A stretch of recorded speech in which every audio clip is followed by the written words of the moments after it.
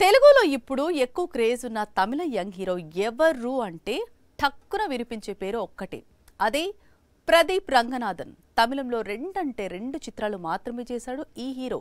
కానీ క్రేజ్ మాత్రం మామూలుగా లేదు. అందుకే సూపర్ హీరో రోల్ చేస్తాడట. 3 ఏళ్ల క్రితం లవ్ టుడే అనే చిత్రంతో హీరోగా మారాడు ప్రదీప్ రంగనాథన్. మొదటి చిత్రంతోనే 100 కోట్ల వసూళ్లను చూశాడు. రీసెంట్ గా డ్రాగన్ అనే మూవీతో తిరిగొచ్చాడు.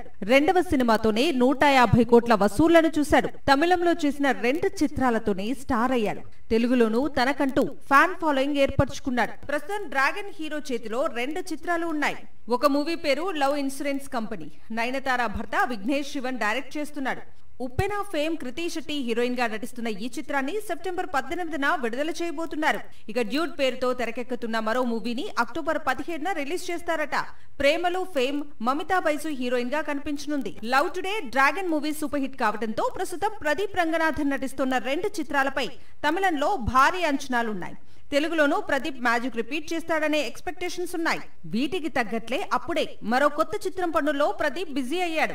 హీరోగా బిజీ అయ్యే ముందు ప్రదీప్ మంచి దర్శకుడు. లవ్ టుడేకు తానే డైరెక్టర్. అందుకే ఈసారి తన కోసం తానే ఒక సూపర్ హీరో స్టోరీ రెడీ చేసుకున్నాడట.